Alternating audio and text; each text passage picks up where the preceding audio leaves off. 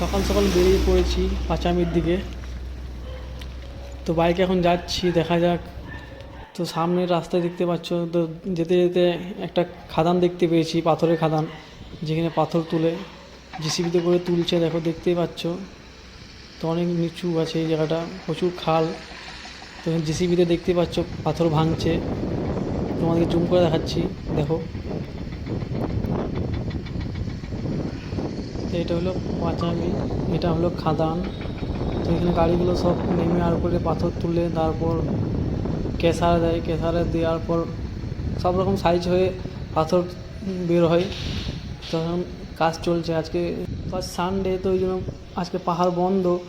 তো সেরকম গাড়ি যাওয়া আসা করছে না, এক দুটো যাচ্ছে। তো দেখো, এখন দেখাচ্ছি তোমাদেরকে, দেখো পেছনে একটা গাড়ি যাচ্ছে।